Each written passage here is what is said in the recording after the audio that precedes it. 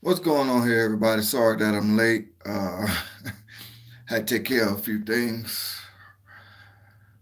So the stream might not be as good as my other streams used to be. Because I was running a little behind on here. So I'm like maybe 20 minutes behind schedule what I said I was going to set the stream for. But anyway, as you probably saw on the thumbnail there, you saw the new Houston Texan, Demarius Thomas, who just got traded from the Denver Broncos to the Houston Texans. Um, The Texans traded away their fourth round pick and seventh round pick. Texans got Demarius Thomas and a fourth round pick.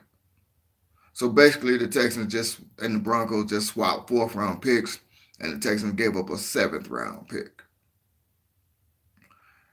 And you probably noticed the other person was Jimmy Butler, who the Rockets right there is trying to get. So Daryl Morey helped the Texans GM get Demarius Thomas so we can try to get Jimmy Butler. Now, speaking of Jimmy Butler,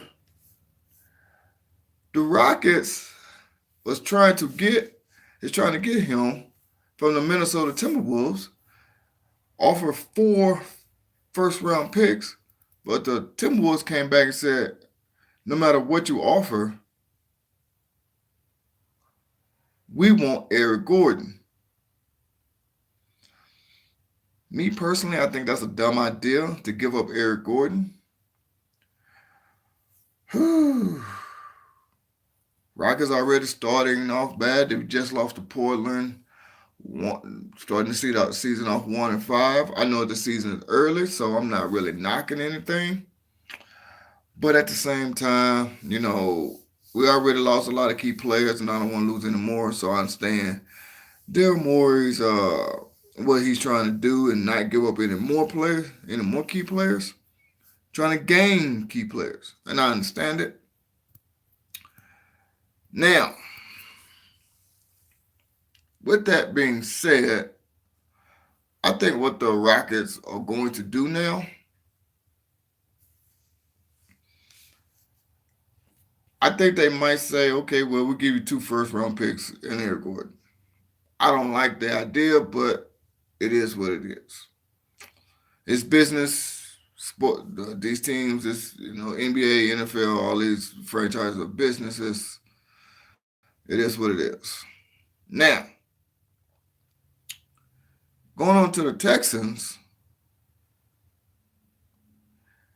The Texans won 5 in a row, just beat our old quarterback, number 17. I'm not allowed to say his name, but just beat him to win 5 straight in a row. Now, that catch that DeAndre Hopkins did was ridiculous. Even though it didn't count, it was ridiculous.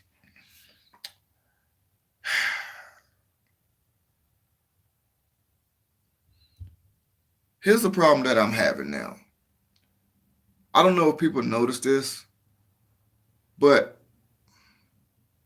with Houston sports, I notice if we don't do nothing crazy, nothing spectacular, we don't really get noticed. Other teams can lose 3, 4 in a row. They give them all the attention. Texans can win 3 games in a row, 5 games in a row, don't get that much attention. But once we win like 10 games in a row, whatever, then that's where we get attention. What I'm basically saying is now everybody want to say Hop is the best receiver in the game. We were saying that regardless. DeAndre Hopkins was the best receiver in the game. He had to do a ridiculous catch, which was called off by a stupid uh, even though everybody said no, that was not offensive pass interference. That ridiculous one-handed between the legs catch. Oh my God, that was amazing. But my whole point of saying is that he had to do something ridiculous for people to now say DeAndre Hopkins is the best receiver in the game. DeAndre Hopkins is better. dude, the man been putting up crazy numbers and don't. Well, he's finally now, but at the time did not have a solid quarterback throwing him the ball, and he still was putting up numbers. What about that one year? I think we had like he had played with like six quarterbacks. Now, I don't think it's, I think maybe four. I forget exactly, but somewhere around now, 4 or 6 quarterbacks, and still was second in yards, second in catches. Yeah, he was second in receiving yards, second in catches for that season. Now, I'm not taking nothing away from Julio Jones, Antonio Brown. I'm not taking away nothing from none of them people. But they have solid quarterbacks throwing them the ball. So, of course, their number going to be, what I'm saying, up there. But anyway, like I said, I just noticed that with Houston sports, we got to do something ridiculous to get attention. Other teams, they don't have to do nothing ridiculous to get attention. I noticed that. Crazy, ain't it? Anyway, yeah. Now going back to the Rockets, I know I'm going back and forth Texans Rockets, Texans Rockets, but going back to the Rockets, James, we starting off 1-5. Only win was against the Lakers and LeBron James. But it's cool, It is what it is. Everything comes with adversity. Nothing is always easy. You gotta work your butt off to earn everything. That's just how it goes. I'm not tripping. That's just how it goes. Now, with the Rockets starting off 1-5, we last in the conference, in the Western Conference. It is what it is.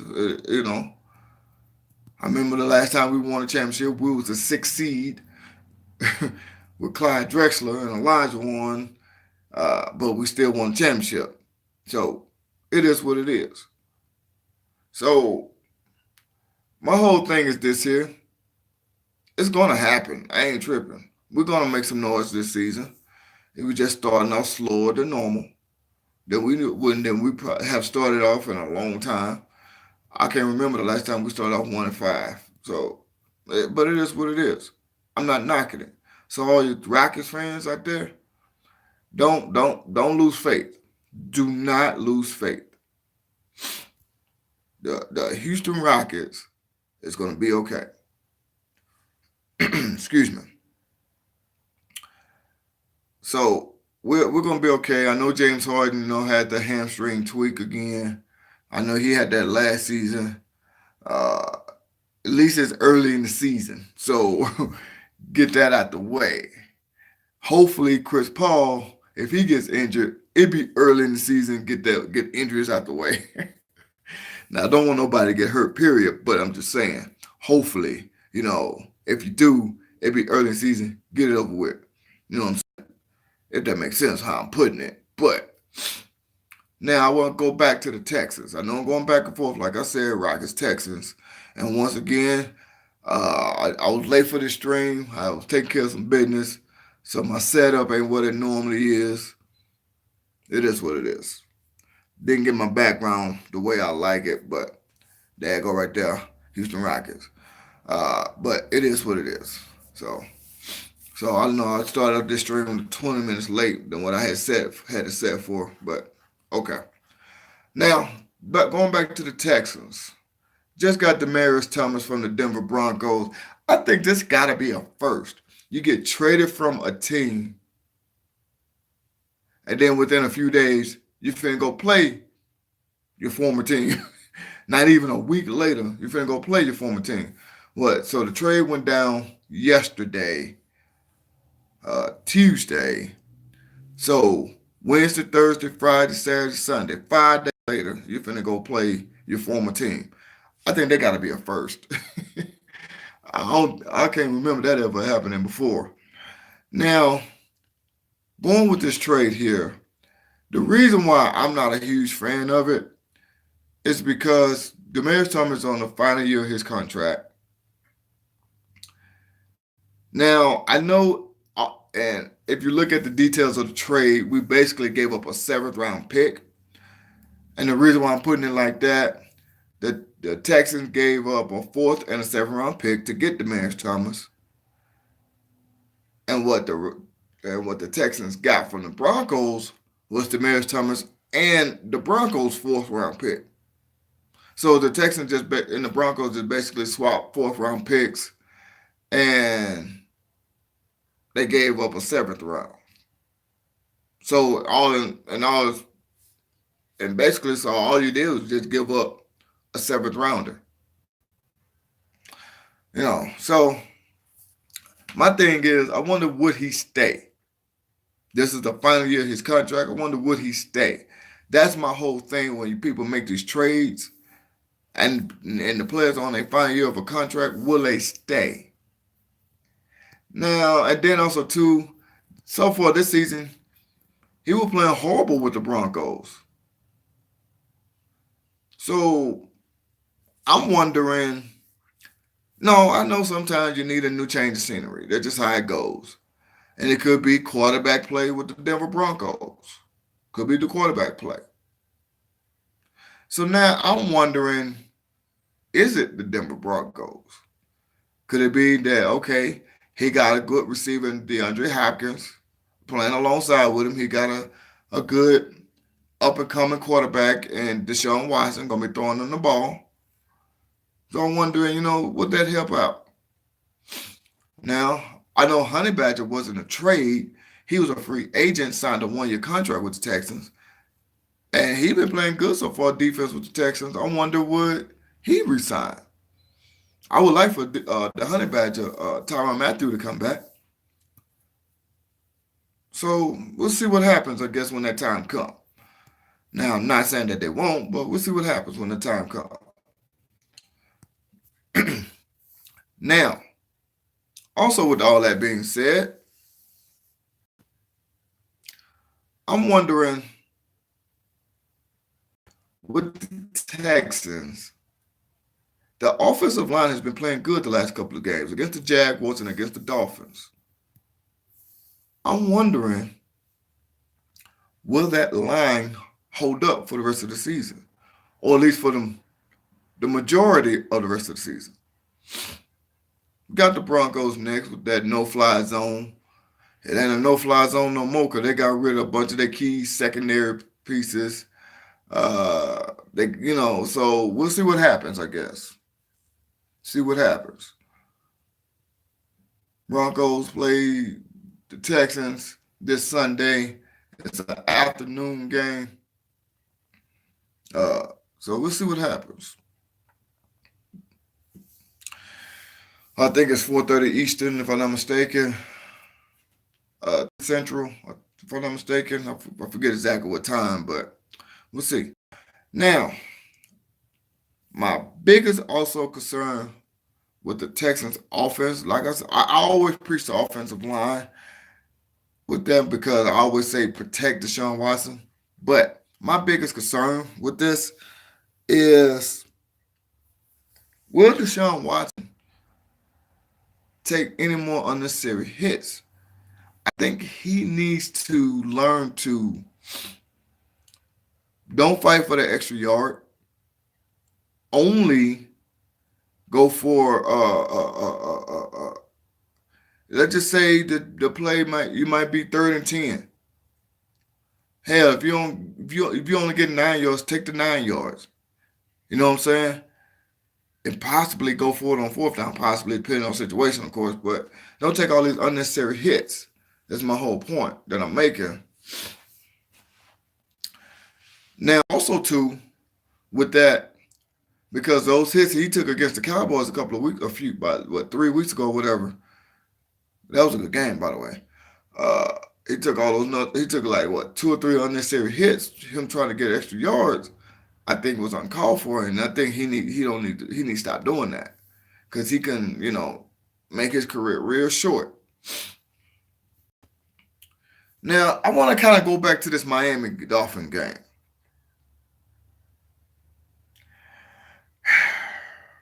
And the reason why I want to go to this Miami Dolphins game is this. We blew them out the water. But I noticed that them referees, even though it was in Houston, I think the referees was on the Dolphins side. We're getting paid by the Miami Dolphins because they had they oh my God, I can't even get the words out.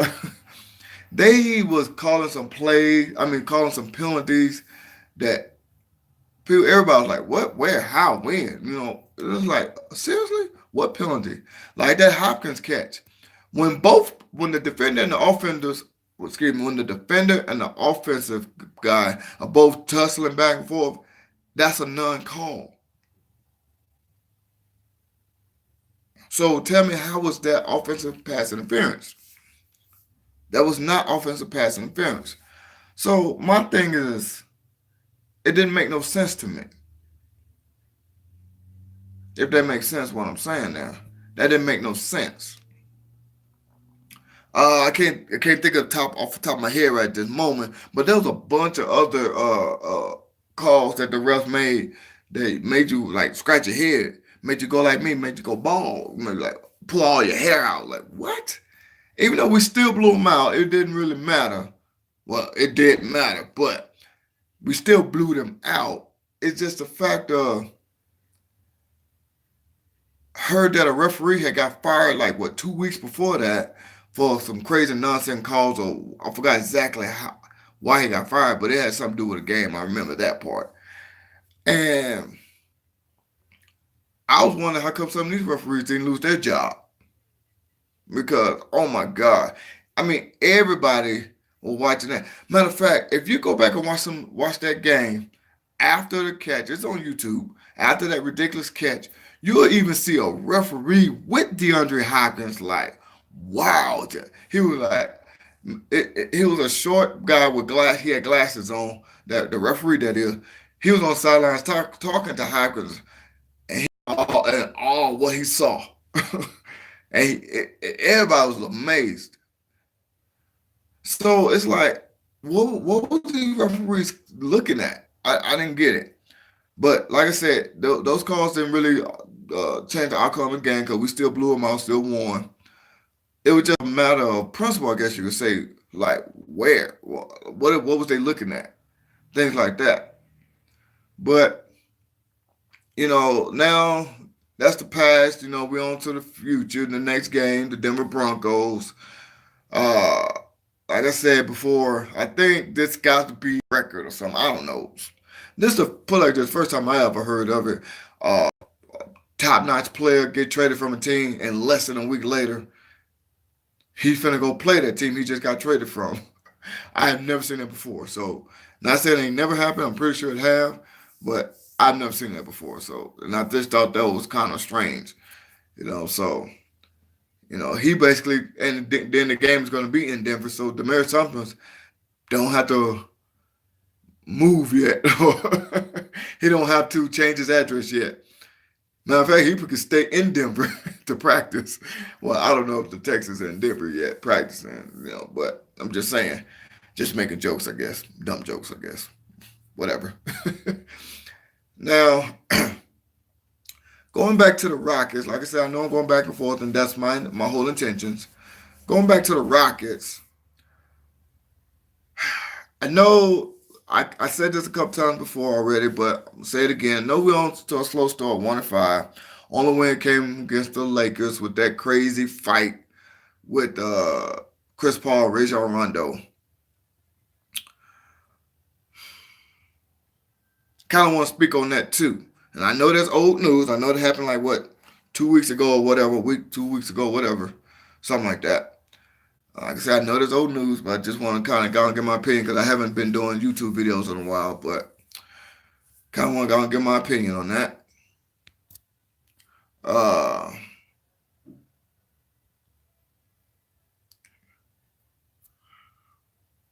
With that fight, I know the rule is if you throw a punch, there's an automatic suspension. I know that's the rule.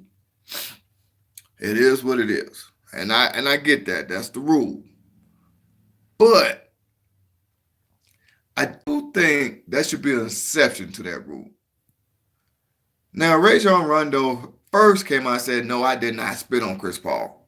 Then I guess after he saw what he did, he changed it and said, I didn't intentionally spit on him.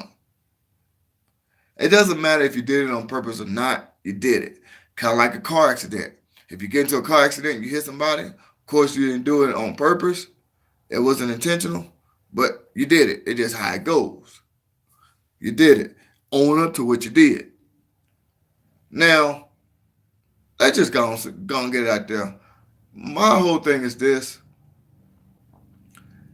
If you spit on me, I'm sorry, all bets are off. You better come out right away and say, oh, my bad, I'm sorry, I didn't try to do that. I'm sorry. Because right away at first, when it happened, Chris Paul wiped his face. You spit on me and kind of mushed Rajon Rondo right in the face. And I was like, I ain't seen him spit. I said, well, he must have, because Chris Paul sitting there saying he did, so he must have. But then once they showed that video, they got up close and slow motioned it. I said, whoa, he did spit on Chris Paul. So I don't blame Chris Paul. Now, Chris Paul at first kept his cool. He kept his cool because he knew what could happen. But when Rajon Rondo threw a punch, yeah, he threw a punch back. Now, of course, I would throw a punch if, you mushed me in the face. But Chris Paul did say, you spit on me. He spit on me. And then for Rajon Rondo to come out and call Chris Paul a bad teammate, I do remember Rajon Rondo with the Dallas Mavericks not playing his ass off with the Dallas Mavericks that one season. Basically gave up on the team and they benched him. Basically, he didn't play the final few games of the season. I want to say like the final, 10 games or whatever it was of the season. Probably not that many, but whatever.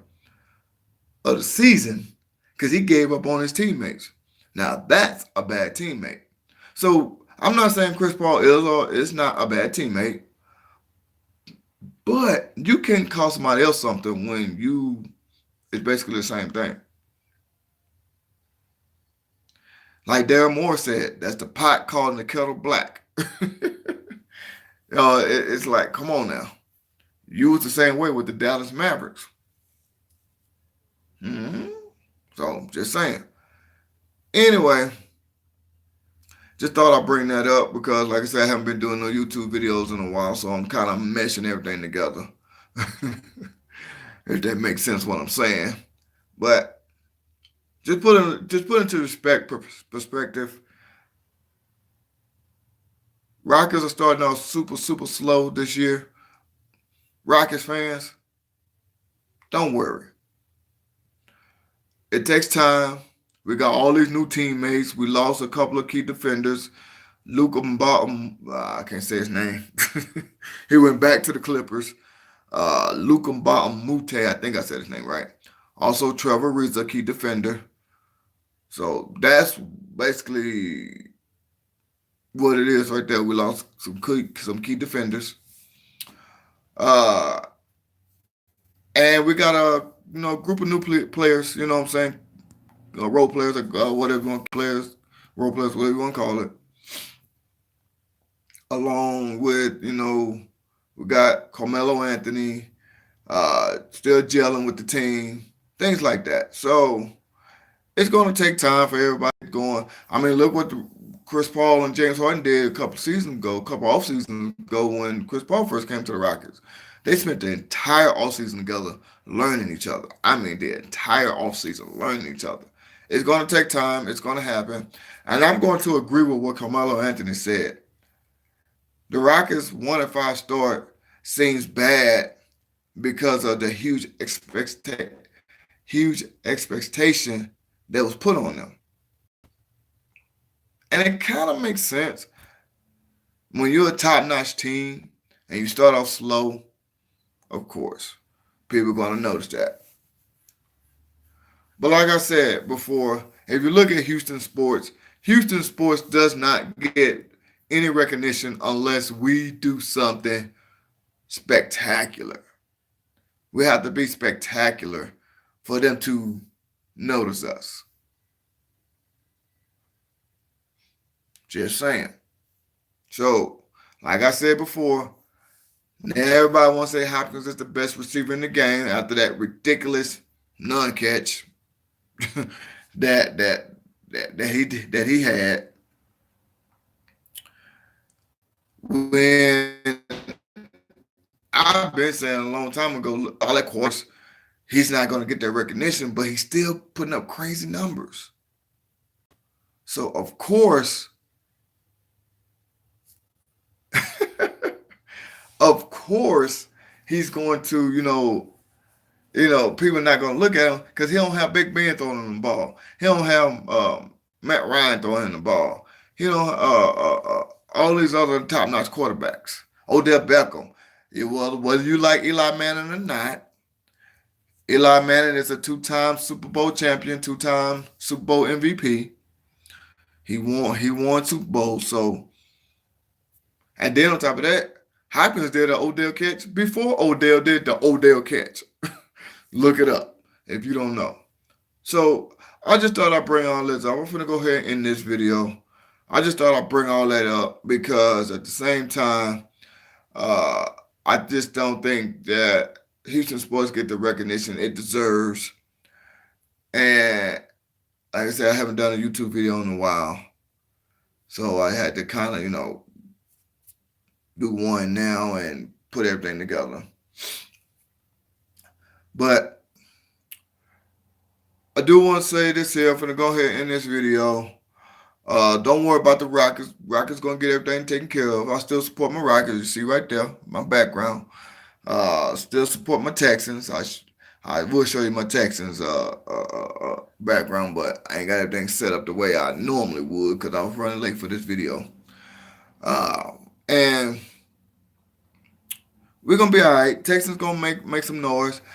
My prediction right now, I'm going to say it. My prediction right now for the Texans season, if there's no more major injuries, I'm putting that out there.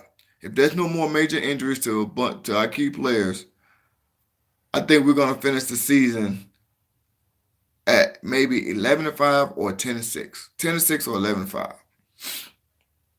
So I see us losing maybe 2 or 3 more games. Because right now we're 5-3. I think we're gonna finish the season 11-5 or 10-6, 1 or 2.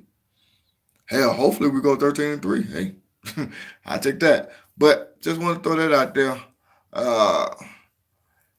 But I am going to go ahead and end this video. I'm going to say this here.